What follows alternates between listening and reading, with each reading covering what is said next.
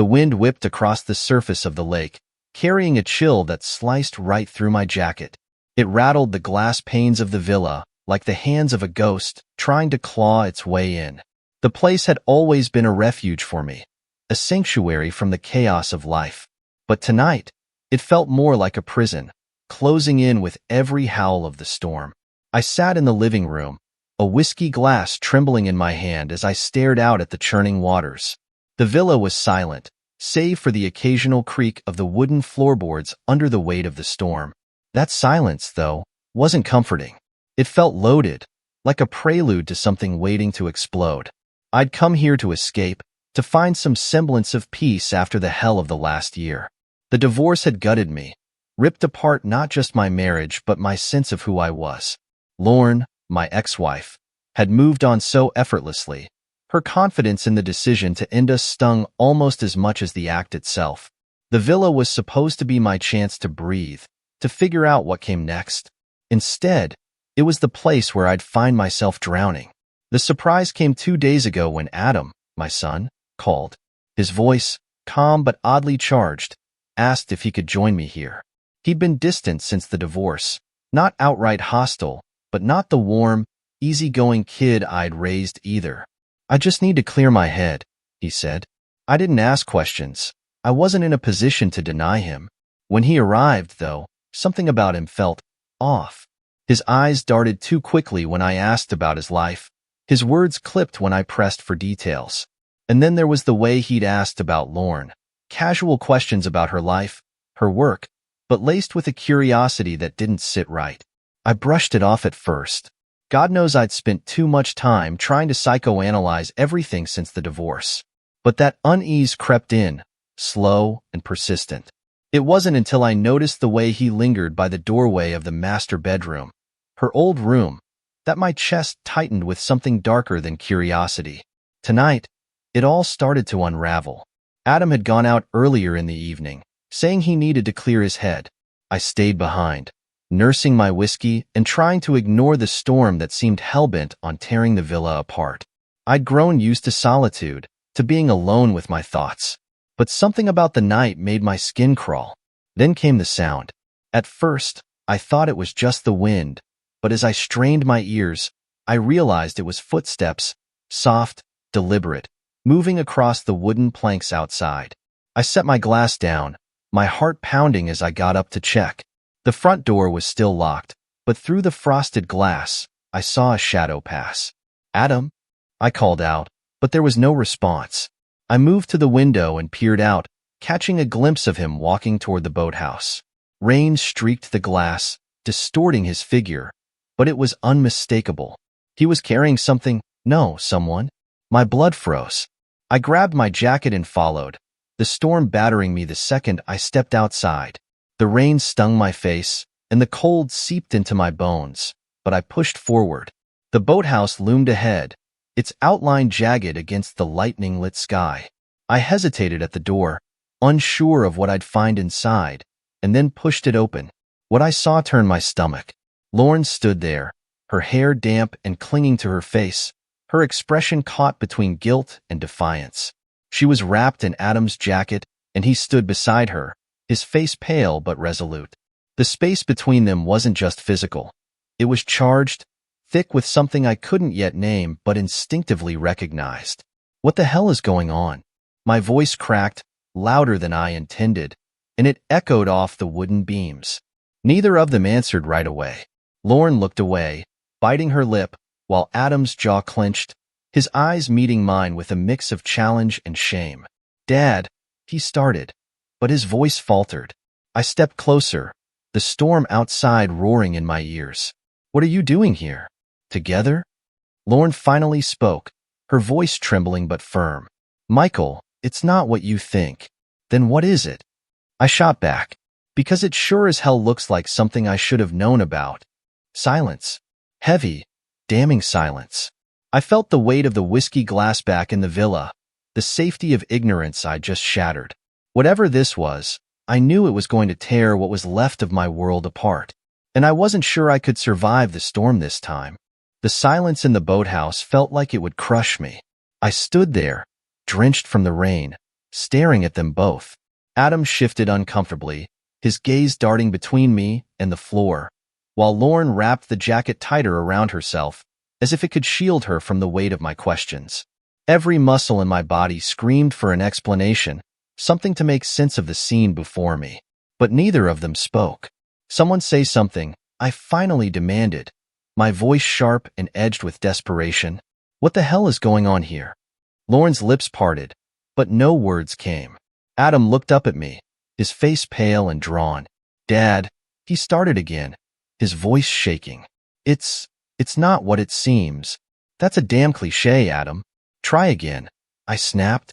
My heart pounded as I tried to piece together the fragments of what I'd seen. Lauren's presence here, her vulnerability wrapped in my son's jacket, their shared silence. It all screamed of something I couldn't yet admit. Lauren stepped forward then, her bare feet slapping softly against the damp wooden floor. "Michael," she began, her voice low but steady, "I didn't mean for you to find out like this." My stomach dropped. The words carried a weight I wasn't ready to bear. "Find out what?" My voice trembled despite my efforts to keep it strong. Her eyes met mine, and for the first time in years, I saw fear there. Not fear of me, but fear of what her words would do. "Adam's been helping me," she said. "Since the divorce. I didn't have anyone else." "Helping you?" I repeated, disbelief dripping from my voice. "In the middle of the night? In my boathouse? This isn't help, Lauren. This is something else." Adam stepped forward then, his posture stiff, his hands balled into fists at his sides. "It's not like that," he said, his voice firmer now. "I've been here for her when you weren't." His words hit me like a punch to the gut. I turned to him, my voice rising. "I wasn't there? Are you kidding me, Adam? I was there for both of you until she decided she was done with this family." "That's not fair," Lauren interjected, her tone defensive. "You weren't exactly a saint, Michael. You checked out long before I did." The rage bubbled up inside me, hot and unrelenting. "Don't you dare put this on me. You're the one who—" I stopped myself, the words lodging in my throat. I couldn't even finish the sentence. I couldn't bring myself to say it. The silence stretched between us, thick with accusation and denial. The storm outside roared louder, as if echoing the chaos inside me. I turned away from them, trying to collect my thoughts, but every step I took felt heavier. My mind raced with questions I didn't want to ask, with answers I didn't want to know. The tension in the room was suffocating. I couldn't stand being in that space, caught between their guarded stares and my own spiraling thoughts. "I need some air," I muttered, storming out of the boathouse into the torrential rain. The cold rain slammed against my face as I made my way back to the villa. Each step felt like I was trudging through mud, the weight of my suspicions dragging me down. My mind replayed everything: Lauren's expression, Adam's defensive tone, their shared silence.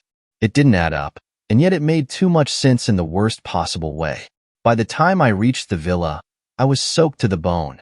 I yanked off my jacket and threw it onto a chair before pouring myself another whiskey. The liquid burned my throat, but it didn't calm the storm raging inside me. I needed answers, but I wasn't ready for them. Not yet. I stared out the window, the glass fogging up slightly from the heat of the room. The rain streaked down in relentless rivulets, blurring the outline of the boathouse. I could still see the faint glow of light spilling from its doorway. They were still there, no doubt whispering to each other, deciding what to tell me, or what to keep hidden. The thought turned my stomach. My son, my ex-wife. What kind of twisted bond had formed between them while I'd been too lost in my own pain to notice? A part of me wanted to march back out there and demand the truth. Another part of me wanted to pack my things and leave, to pretend I'd never seen anything, to bury this night and never speak of it again. But I couldn't. I sat down heavily on the worn couch, the whiskey glass dangling from my fingers. The villa, once a place of comfort, now felt foreign and cold. The memories of better days here, family dinners, laughter, and shared dreams, felt like ghosts, haunting every corner of the room. A faint knock at the door startled me from my thoughts. I turned, my heart racing. Before I could answer, the door creaked open, and Adam stepped inside. His face was pale, his hair plastered to his forehead from the rain. He looked like a man on the verge of breaking. "Dad," he said, his voice hoarse. "We need to talk." I didn't move. I just stared at him, the weight of everything pressing down on me. "Talk," I said finally, my voice devoid of warmth. "I'm listening." Adam hesitated, his hands shoved deep into his pockets. "It's not what you think," he began. "I swear. But there's something I need to tell you." I didn't say a word. I just waited, the storm raging outside a reflection of the one brewing inside me. Whatever he was about to say, I knew it would change everything, and I wasn't sure I was ready to hear it. Adam stood there, drenched and trembling, his face a mix of guilt and determination. The storm outside raged, but the weight in the room felt heavier. I gripped my whiskey glass tighter, the amber liquid swirling as I steadied my breath. "Say it, Adam," I muttered, my voice low but sharp. "Whatever it is you're hiding, get it out." He hesitated, glancing down at his wet shoes. His silence was unbearable. "Damn it, Adam," I barked, slamming the glass down on the table, the sharp sound echoing through the room. "Do you think I don't know something's going on? You and Lorne, in the middle of the night, sneaking around like that. What do you take me for?" His head snapped up, eyes wide. "It's not like that," he said, but the crack in his voice betrayed him. "Then what the hell is it?" I demanded, standing now, my height and anger towering over him. "Explain why my son and my ex-wife are skulking around together like guilty teenagers." He flinched at the word guilty. His hands shook as he ran them through his wet hair. "Dad, I didn't want you to find out like this." The room tilted for a moment as his words sank in. My chest tightened, my breath catching. "Find out what?" I asked, my voice quieter now but no less dangerous.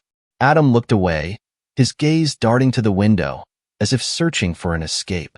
"Lorne, she's been going through a lot. After the divorce, she didn't have anyone. I wanted to be there for her." "Be there for her?" My voice rose, the anger swelling again. "She's my ex-wife, Adam. My ex-wife. What does being there mean?" "She's lonely," he shouted back suddenly, his voice cracking under the weight of his own emotions. "She needed someone, Dad. And you left. You abandoned her." My heart pounded so loudly I could barely hear his words. "I didn't abandon anyone," I growled. "She wanted out. She made her choice. And now you're telling me you've been playing house with her? That's where this is going, isn't it?" Adam recoiled like I'd slapped him, but he didn't deny it. That silence. It was worse than anything he could have said. I staggered back a step, gripping the back of the couch for support. "Oh, my God," I whispered, the pieces clicking into place. "You and Lorne. Is that what this is? You're with her?" "It's not what you think," Adam said quickly, but the panic in his voice only confirmed my fears. "Don't lie to me," I snapped, my vision blurring with rage. "Don't you dare lie to me, Adam. After everything we've been through, you owe me the truth." His shoulders slumped, the fight draining out of him. He looked like a man crushed under the weight of his own actions. "I didn't mean for it to happen," he said finally, his voice barely above a whisper. "I just wanted to help her. She was broken, Dad. She needed someone to see her, to care about her. And He stopped, choking on the words. "And you what?" I spat, the venom in my voice spilling out uncontrollably. "You stepped into my place? Into her bed? Is that it?" Adam's head dropped, and his silence was answer enough. The room spun, and I had to sit down before my legs gave out. My son, my ex-wife, together. The betrayal cut so deep I could barely breathe.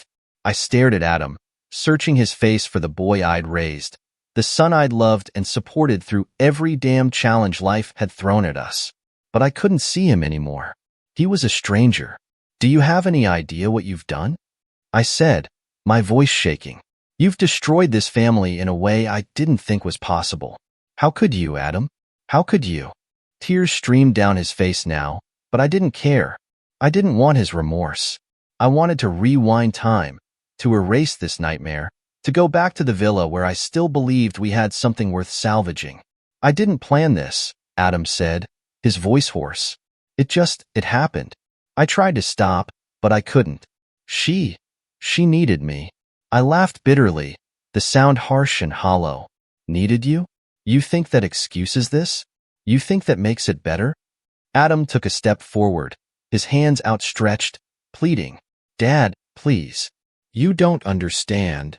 You're damn right I don't understand, I roared, standing again, the force of my anger driving me to my feet. I don't understand how my son could betray me like this.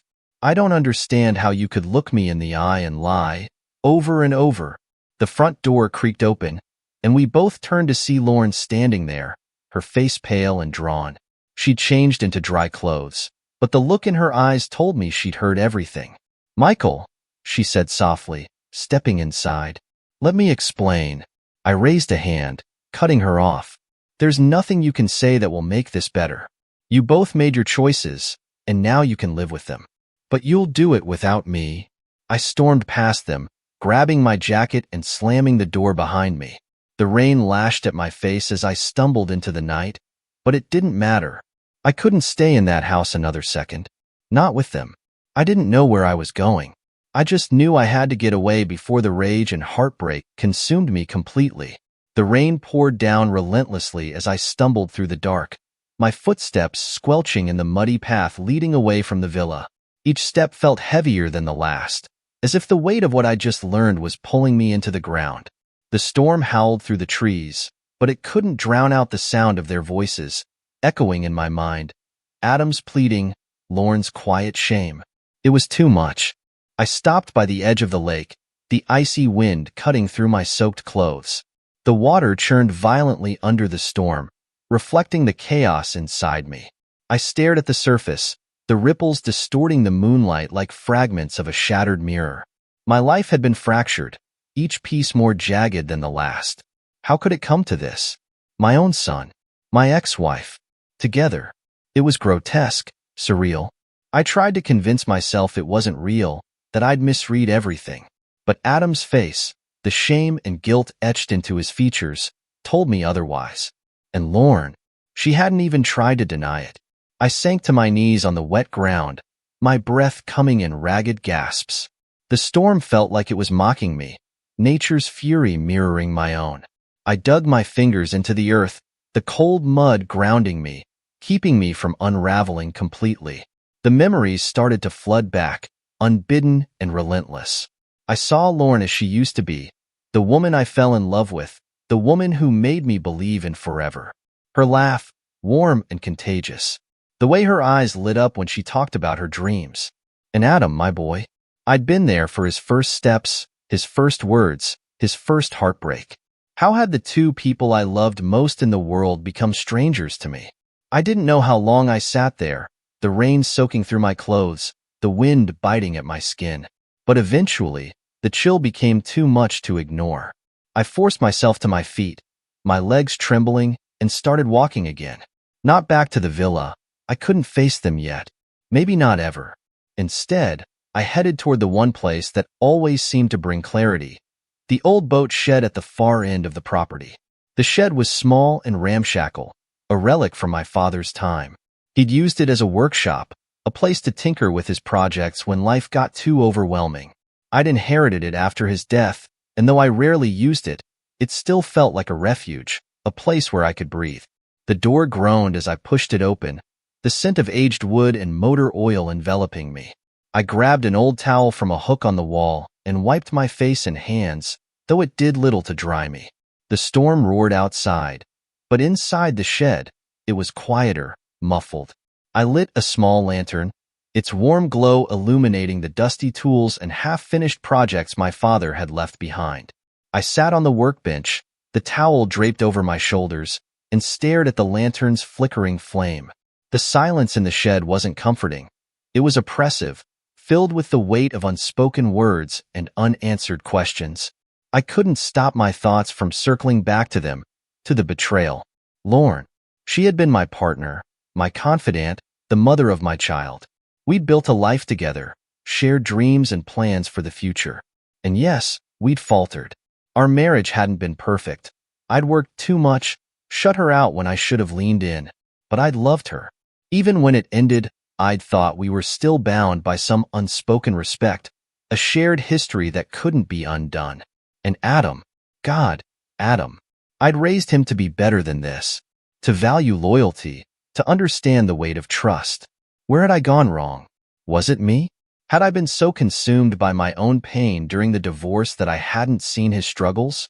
I wanted to believe there was some explanation, some reason that made sense. But the truth was simple and brutal. They had chosen to cross a line, and they couldn't take it back. The door creaked open, and I stiffened, my breath catching. For a moment, I thought it might be one of them. But instead, a familiar voice broke the silence. Michael. I turned to see my old friend and neighbor, Robert, standing in the doorway. He was bundled in a raincoat, his face shadowed by the lantern's glow. "What the hell are you doing out here?" he asked, stepping inside and closing the door behind him. "Needed to think," I muttered, turning back to the lantern. "Didn't expect company." Robert pulled up a stool and sat across from me, his sharp eyes studying my face.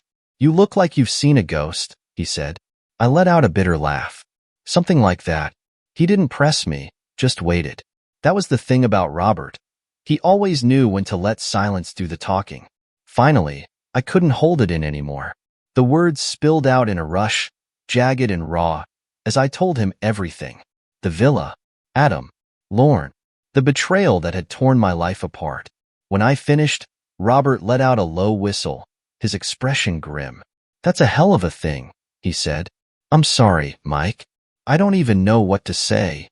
"Join the club," I muttered, my voice hollow. He leaned forward, resting his elbows on his knees. "What are you going to do?" I shook my head, the weight of the question crushing me. "I don't know," I admitted. "I can't go back there. I can't face them." Robert nodded, his eyes steady. "Then don't. Not tonight, anyway. You've got time, Mike. Take it. But don't let this destroy you. You're stronger than that." I wanted to believe him, but the truth was, I didn't feel strong. I felt broken, lost in a storm I couldn't escape. The next morning came with a heavy, gray sky, the storm having left behind a cold mist that clung to everything like a shroud. I sat on the workbench in the shed, my head pounding from a sleepless night. The events of the previous evening played on a loop in my mind. Lorne's face, Adam's words, the crushing weight of their betrayal. It was as if the storm had moved inside me, and I couldn't find a way out. Robert had left hours ago, urging me to come to his place for a proper meal and a warm bed, but I'd refused. I wasn't ready to face anyone, let alone myself. Instead, I stayed in the shed, nursing a cup of coffee from an old thermos I'd found, the bitter taste grounding me. I couldn't stay here forever, though. Eventually, I had to confront what had happened, or at least decide what to do about it. The thought filled me with dread. My hands trembled as I set the cup down, staring at the scuffed wood of the workbench. Memories began to surface, unbidden and relentless. I saw myself, years ago, standing in this very shed with my father. He was a towering man, his rough hands steady as he taught me how to repair an old outboard motor. "You've got to be patient," he'd said, his voice calm and reassuring. "Sometimes, things break, and you've got to take the time to fix them right." I laughed bitterly at the memory. My father had always believed in fixing things. Broken motors, broken relationships. He would have told me to forgive Adam, to try to understand why he'd done what he did. But how could I forgive something like this? The wound was too fresh, the betrayal too deep. I stood abruptly, the stool scraping against the floor, and grabbed my jacket. The air outside was damp and cold, but it cleared my head as I walked toward the villa. I didn't know why I was going back. Maybe to pack my things, maybe to demand answers, maybe just to see if the people I'd loved were still the same ones I thought I knew. The villa loomed ahead, its weathered walls stained dark from the rain. I hesitated at the door, my hand hovering over the handle.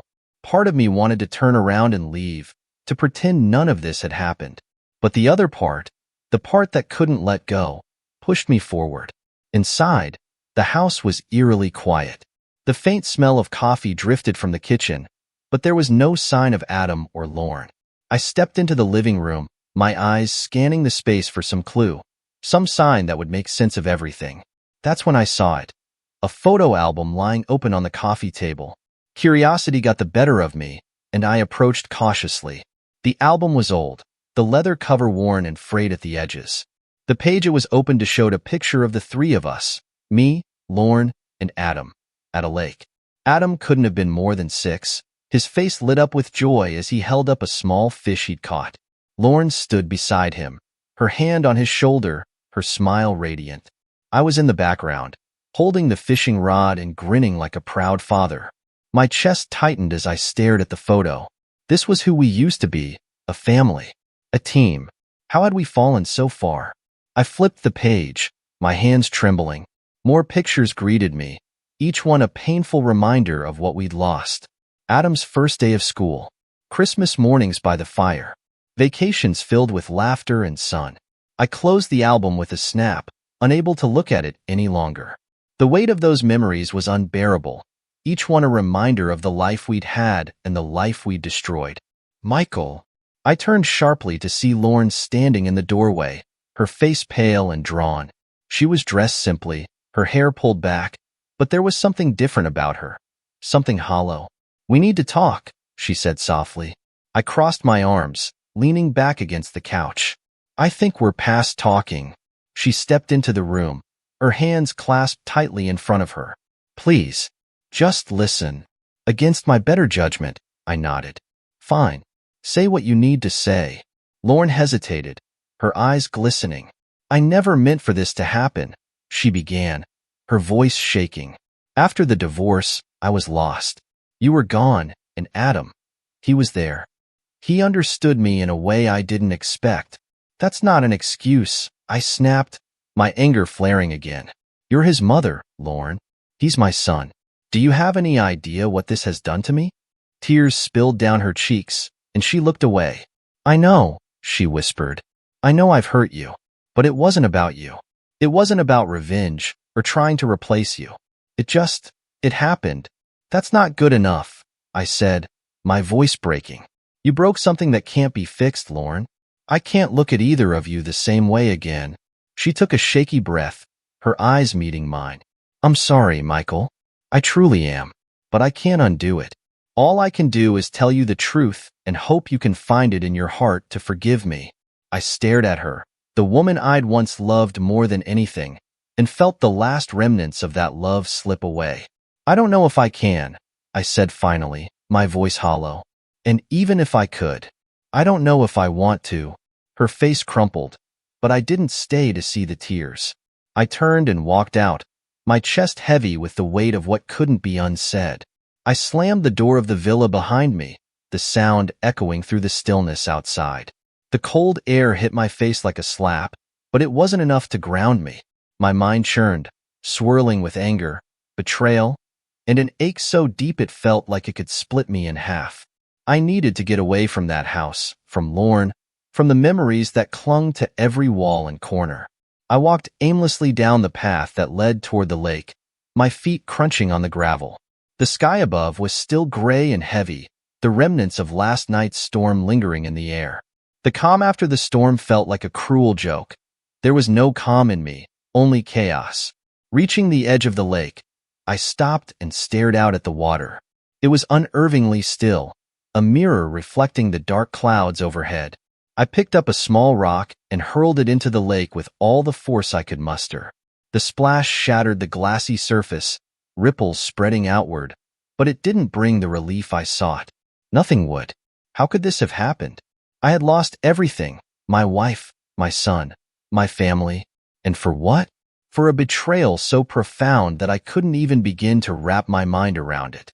My son, the boy I had raised, the boy I had loved unconditionally, had crossed a line that could never be uncrossed. And Lorne, I had once believed she was the love of my life. But now, she was nothing more than a stranger, someone capable of shattering the fragile pieces of my soul I had left. My phone buzzed in my pocket, snapping me out of my spiraling thoughts. I pulled it out and saw Adam's name on the screen. The sight of it made my stomach churn. My first instinct was to ignore it, but something compelled me to answer. Maybe it was the faint hope that he'd say something to make this right, though I wasn't sure anything could. I pressed the answer button but didn't speak. The silence stretched between us until Adam's voice finally broke it. "Dad," he said softly, his tone raw with emotion. "Please let me explain." "There's nothing to explain," I said coldly, my voice devoid of warmth. "I know what happened. I saw it in your face, Adam. You don't need to say it out loud." "It's not as simple as you think," he said, his voice trembling. "I didn't mean for any of this to happen. That seems to be the theme here," I said bitterly. "We didn't mean for it to happen. Do you two have the same script?" "Dad, I'm sorry," Adam said, his voice cracking. "I don't know how to fix this, but You can't fix this," I snapped, cutting him off. "You and Lauren destroyed everything. Do you get that? Everything. How do you expect me to move past this?" His silence on the other end of the line was deafening. Finally, he said, "I didn't want to hurt you." "But you did," I said, my voice breaking despite my attempts to hold it together. "You hurt me in a way I didn't think was possible. You betrayed me, Adam. You were my son." "I still am," he said desperately. "Dad, I still love you." I laughed bitterly, the sound harsh and foreign. "Love? Do you even know what that word means? Because if this is love, Adam, I don't want it." I hung up before he could respond, my hands trembling as I shoved the phone back into my pocket. The anger and heartbreak inside me swirled like a storm, threatening to tear me apart. I couldn't do this anymore.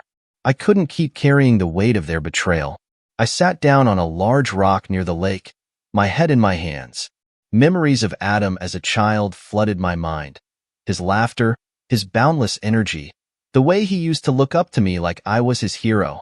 It was unbearable to reconcile that image with the man who had stood before me last night, guilt written all over his face. I thought about Lauren, about the years we'd spent building a life together. How had she become someone capable of this? Had I failed her? Had I failed both of them? The questions clawed at me, relentless and unforgiving.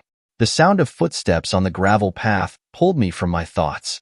I looked up to see Robert approaching, his hands shoved into the pockets of his jacket. He gave me a small nod before sitting down on the rock beside me. "Figured I'd find you here," he said, his voice calm but laced with concern. "You've got that look." "What look?" I asked bitterly. "The one where you're carrying the weight of the world and think no one else can see it?" I shook my head, staring out at the lake. "It's too much, Rob. It's all just too much." He didn't say anything at first, just let the silence settle between us. Finally, he said, "You've been through hell, Mike. Anyone would feel the same. But you're stronger than this." "Am I?" I asked, my voice barely a whisper. "Because I don't feel strong. I feel broken." "You're allowed to feel that way," Robert said. "But broken doesn't mean finished. It just means you need time to figure out how to put the pieces back together." I let out a shaky breath, the truth of his words settling over me like a blanket. I didn't know if I could put the pieces back together, but maybe he was right. Maybe I owed it to myself to try. For now, though, all I could do was sit by the lake, letting the calm water and Robert's steady presence keep me from completely falling apart. The night crept in slowly, the sky fading to black as I sat alone by the lake. The wind had calmed, the surface of the water eerily still, reflecting the stars above. The silence pressed against me, heavier than any storm. For hours, I had sat there, replaying every moment, every word, every betrayal. My thoughts twisted and turned, spiraling into places I didn't want to go. The villa loomed in the distance, its windows glowing faintly. I could imagine them inside. Adam and Lauren, maybe sitting together, maybe avoiding each other. It didn't matter. That house, once a symbol of comfort and family, was now a tomb of memories I couldn't bear to confront. I stood and began walking along the shoreline. My body moved on autopilot, the damp earth soft beneath my feet. I didn't have a destination in mind.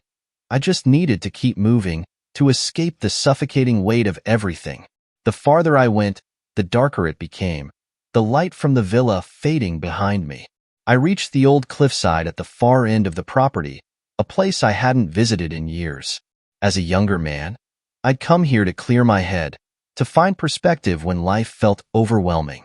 Standing there now, The edge seemed far closer than I remembered, the drop more imposing. The waves below crashed against the rocks, the sound rhythmic and relentless. I took a step closer, peering over the edge. The wind tugged at my jacket, cold and biting, but I barely felt it. The abyss stretched out before me, dark and infinite, and for the first time, I understood its pull. There was a strange kind of peace in the idea of letting go, of silencing the storm inside me once and for all. The phone in my pocket buzzed, pulling me back from the edge. I ignored it at first, but it buzzed again, insistent. With a sigh, I pulled it out and saw Robert's name flashing on the screen.